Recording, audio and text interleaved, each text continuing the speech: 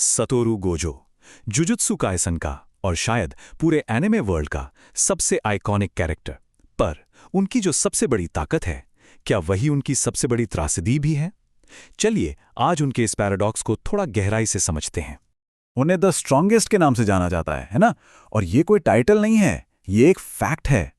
Jujutsu sorcerer's की दुनिया में गोजो एक बेंचमार्क है, एक पैमाना जिसके आगे सब फीके पड़ जाते हैं। पर यहां एक सवाल उठता है, हम सब उनकी पावर को एडमायर करते हैं, पर इस पावर की कीमत क्या है? क्या कभी सोचा है कि सबसे ताकतवर होने का मतलब ही शायद सबसे अकेला होना है? यही तो उनकी कहानी की सबसे बड़ी त्रासदी है। देखिए, एक आम गलतफहमी है गोजो के बारे में। लोग सोचते हैं कि वो बस एक एरोगेंट, नेचुरली गिफ्टेड प्रोडिजी हैं। पर सच इससे बिल्कुल अलग है। ये ताकत उन्हें प्लेट में सजाकर नहीं मिली, ये कमाई गई है एक ऐसे बचपन की कीमत पर जो उनसे छीन लिया गया था। तो चलिए शुरू करते हैं उनके बचपन से, एक ऐसा बचपन जो उनका था ही नहीं। सीरीज के क्रिएटर गेजे अकुतामी ने खुद ये बात बताई है कि गोजो का बचपन नॉर्मल से बहुत दूर था। सोचिए, पैदा होते ही उन्हें उनके पेरेंट्स से अलग कर दिया गया। उन्हें एक इंसान की तरह नहीं बल्कि एक एसेट, एक हथियार की तरह पाला गया। उनके लिए जुजुत्सु हाइज़ाना अपने ही घर की कैद से भागने जैसा था। तो ये साफ हो जाता है कि उनकी पावर सिर्फ सिक्स साइज और लिमिटलेस का गिफ्ट नहीं थी। हाँ, ये एबिलिटीज उन्हें विरासत में मिली, पर उन्हें मास्टर करना, उसके लिए उन्होंने अपना पूरा बचपन कुर्बान कर दिया। इसकी असली गहराई तो उनके स्टूडेंट यूता ओकुत्सु को समझ आई, जब उसने खुद लिमिटलेस टेक्निक को यूज करने की कोशिश की और समझा कि ये कितनी मुश्किल है। लेकिन इस अंधेरे अकेलेपन में ना, एक छोटा सा रोशनी का दौर भी आया। एक वक्त जब वो सबसे ताकतवर तो थे, पर अकेले नहीं।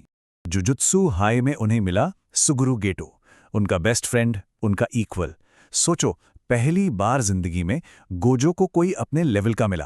अब वो अकेले स्ट्रॉन्गेस्ट नहीं थे, वो दोनों थे। और इस दोस्ती में गोजो ने वो खोया हुआ बचपन पाने की एक छोटी सी कोशिश की थी। पर जैसा अक्सर होता है, ये खुशी का दौर ज्यादा लंबा नहीं चला।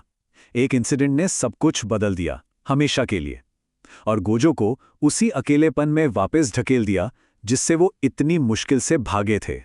हिडन इन्वेंट्री आर्क, यहां सब कुछ बदला। तोजी फुशिगुरो के हाथों मिली हार एक वेकअप कॉल थी। उस हार ने गोजो को उनकी लिमिट्स के पार धकेल दिया और उन्होंने रिवर्स्ड कर्ज टेक्निक मास्टर कर ली। वो लिटरली मौत के मुंह से वापस आए। पर इस नई ताकत की एक बहुत बड़ी कीमत थी। अब वो गेटो से इतने आगे निकल गए थे कि वो दोनों स्ट्रॉन्गेस्ट नहीं रहे। अब सिर्फ सतोरू गोजो सबसे ताकतवर था, अकेला। और उनकी जो सिग्नेचर टेक्निक है ना, इन्फिनिटी, वो इस अकेलेपन का परफेक्ट मेटाफर है। ये उनके और बाकी दुनिया के बीच एक अनंत फासला बना देती है, लिटरली। और जिस दिन गोजो ने इस इन्फिनिटी को परमानेंट कर लिया, वो फासला उनके और उनके सबसे अच्छे दोस्त गेटो के बीच भी परमानेंट हो गया। तो इतने अकेलेपन के बाद गोजो ने क्या किया? उन्होंने एक नया रास्ता चुना, टीचर बनने का। और ये सिर्फ एक जॉब नहीं थी, बिल्कुल नहीं। इसके पीछे एक बहुत बड़ा सपना छिपा था। अपने दोस्त गेतो की तरह गोजो भी जुजुत्सु सोसाइटी को बदलना चाहते थे, पर उनका तरीका टॉप डाउन नहीं, बॉटम अप था। वो आने वाली जनरेशन को इतना स्ट्रांग, इतना केपेबल बनाना चाहते थे कि उन्हें कभी किसी एक सतोरू गोजो पर डिपेंड ना करना पड़े। एक ऐसी जनरेशन जिसका बचपन उनकी तरह छीना ना जाए। और यही वजह है कि वो यूजी और यूता जैसे स्टूडेंट्स के लिए पूरे सिस्टम से टकरा गए। सोचिए इस बारे में, उनका सबसे बड़ा सपना खुद को बेकार साबित करना था। हाँ, वो एक ऐसी दुनिया चाहते थे जहां किसी एक इंसान को सबसे ताकतवर होने का बोझ अकेले ना उठाना पड़े। और यहां हम उनकी कहानी के सबसे बड़े पैराडॉक्स पर आते हैं, उस फूल की कहानी जिसे सब एडमायर करते थे पर समझ कोई नहीं पाया। उनके दो सबसे खास स्टूडेंट्स, यूजी और यूटा, इसकी परफेक्ट एग्जाम्पल हैं। यूजी ने गोजो के सपने को समझा, उसने उनके सबको बचाने के आइडियल को आगे बढ़ाने की ठानी। वहीं दूसरी तरफ यूटा ने उनके बोझ को समझा, उनके अकेलेपन को। वो उनके साथ खड़ा होना चाहता था, उनका बोझ बांटना चाहता था, भले ही इसके लिए उसे खुद एक मॉन्स्टर बनना पड़े। और यही उनकी कहानी की सबसे बड़ी त्रासदी है। अपने स्टूडेंट्स को अपने जैसा बनने से बचाकर उन्होंने ये भी तय कर दिया कि वो उन्हें कभी पूरी तरह समझ नहीं पाएंगे। उनकी सफलता, उनकी जीत, उनके अकेलेपन की परमानेंट गारंटी बन गई। उनकी पावर का अंदाजा इस बात से लगाया जा सकता है, the king of curses, Sukuna, उसने पूरी सीरीज में सिर्फ और सिर्फ एक कैरेक्टर को हराने के लिए एक स्पेशल प्लान बनाया, और वो था सातोरू गोजो। और उस प्लान के बावजूद सुकुना लगभग हार ही गया था। इसीलिए उनके डेथ के बाद जो पैनल आता है उस पर लिखा है गोजो विन्स। क्यों?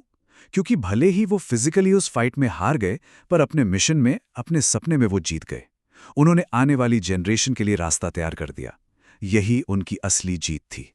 और उनके आखिरी शब्द इस पूरी बात को कितनी खूबसूरती से समझा देते हैं। आप एक फूल की प्रशंसा कर सकते हैं और उसे खिलने में मदद कर सकते हैं, लेकिन आप उससे ये नहीं कह सकते कि वो आपको समझे। सतोरू गोजो वही फूल थे, ब्रिलियंट, पावरफुल और हमेशा अकेले, जिन्होंने अगले कई फूलों को खिलने में मदद की, ये जानते हुए कि वो उनके अकेलेपन को कभी समझ नहीं पाएंगे।